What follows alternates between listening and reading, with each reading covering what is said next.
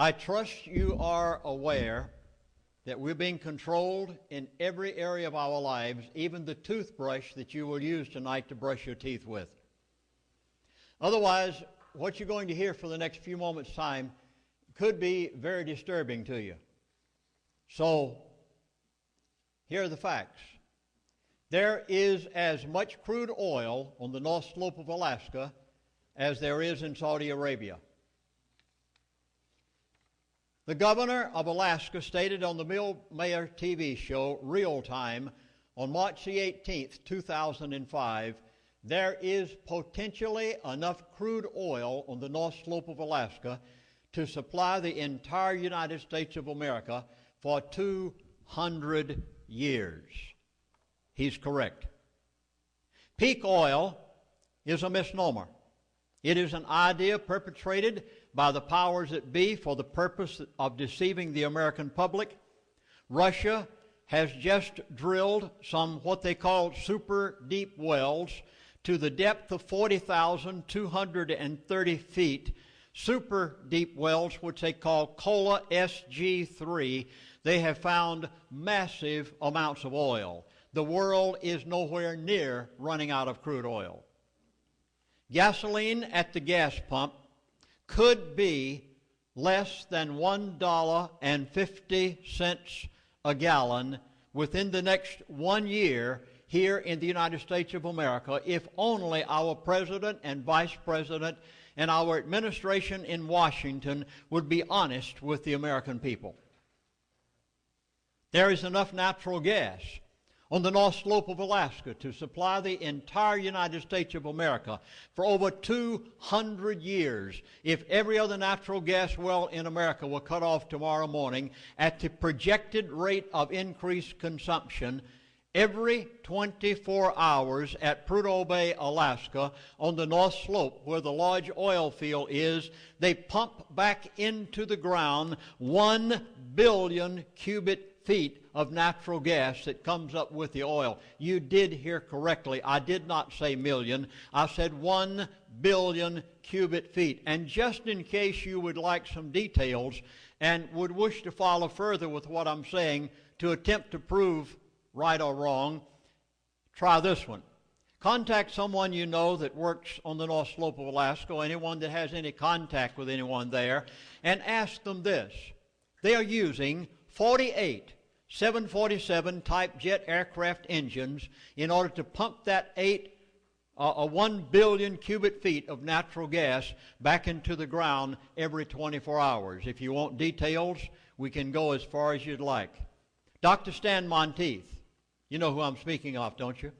Very famous radio talk show host, very conservative individual. I've been on his station, on his program many times in the past year. Dr. Stan said to me a while back, he said, Lindsey, I like to prove what I have on my show. He said, can you in some way verify the information that you're giving in your book, The Energy Non-Crisis, and the other things that you have to say? And I said, well, Dr. Stan, for you, knowing who you are, and the fact that you will not tell false about what you hear, I say, yes, I will give you the name of an individual who right now is working for BP Oil Company. As you remember, BP bought out Arco, and BP and Arco were basically the ones that produced the entire Prudhoe Bay oil field, east and west side, Arco on the east side, BP on the west side. And I said, I will give you the name of an individual who still works there, that was back there during the days when I was there, that saw the Gull Island field brought in and proven. Dr. Stan Monteith took his phone number. I will not give his name for protection because this man has said, if you can ever get a congressman who will make a congressional investigation out of this, he said, I will appear, even though it might cost me my life and my family. So I said, Dr. Stan, I'm sure you'll keep it there, and therefore I won't give his name tonight. But Dr. Stan called him, found out he does work for BP, verified who he was, and his question was, is what Lindsey Williams says in his book, The Energy Non-Crisis, true? The gentleman said, yes, everything he says is true in fact, but he said he hasn't told what I know since he left. And Dr. Sand said, "What's that?" He said, "Since Lindsey left the Prudhoe Bay oil field as chaplain, we since have discovered another field as large as Gull Island. America has everything we need on the North Slope of Alaska." My book, The Energy Non-Crisis, is the only book on the face of the earth that tells of the largest oil pool in North America, possibly the largest oil pool on the face of the earth, that was discovered, brought in, tested, and proven when I was there as a chaplain. And today, not one drop of that oil has ever been allowed to come to the American people by order of the government of the United States of America. Gasoline, within 12 months' time, could be at the gas pump in California less than $1.50 a gallon, if only the administration in Washington would be honest with us as American people. I'll never forget that day. I had just gone to Alaska as a missionary. It was 1970.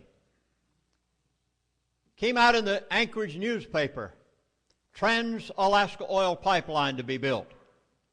25,000 pipeliners to converge on the state of Alaska to build that 800-mile pipeline, 4-foot diameter, largest pipe ever constructed on the face of the earth for carrying of crude oil, $12 billion to be spent in 3 years' time, 25,000 pipeliners to converge on the state of Alaska. The first thing that came to my mind was, as a Baptist missionary, 25,000 of the most cussingest, drinkingest, honorous folks on the face of the earth. And believe you me, that was the understatement of the year when I arrived on the pipeline. So I went to Alaska Pipeline Service Company and I said, "Don't you need a chaplain on the Trans-Alaska Oil Pipeline?" They said, "Well, we never had a chaplain on any pipeline in the world. We would know what to do with you." They said, "Come back and see us later." Well, I did. I guess persistence paid off, because after a number of months they finally said, "All right, we'll let you have the northern 7 camps, including the big oil field at Prudhoe Bay, down to Galbraith Lake and the Brooks Mountains, and go up there and see what you can do. Just hold a worship service in each one of the camps once a day." Said the men don't know the difference. After all, they worked 6 weeks on, 6 weeks off, 12 hours on, 12 hours off. They don't know what Sunday is, and I did. About 6 months later, Mr. R.H. King, I'll never forget him, Mr. R.H. King came to me. He was a personnel relations man with Alaska, and he said, "Chaplain, we never knew what value you would be to us." He said, "You're literally saving us thousands of dollars of counseling fees that we aren't having to pay, and we have just voted to give you executive status if you will accept it." And I said, "Well, Mr. King, what does that mean? I've never been an executive on anybody's board but the Lord's." And I said, "Well, what?" He said, "Well, you can go any place you'd like, see anything you'd like to see. We'll let you have your own vehicle, give you an executive pass." And he said, "We would like to invite you to sit in on our board meetings in an advisory capacity in order to help the relationship between management and labor." For the next 3 years' time, only by the providence of God, because it never could have been any other way, I had the opportunity to sit with, live in the same dorms with, rub shoulders with, sit across the table from the most powerful, controlling, manipulative men on the face of this earth. The ones that you only read about in books. It changed my life. I never knew such people existed. I'd been a Baptist minister for 20 years. I had had the privilege of being around honest people and deacons and good Christians. And all of a sudden I was thrown into the midst of those that you hear that control the world.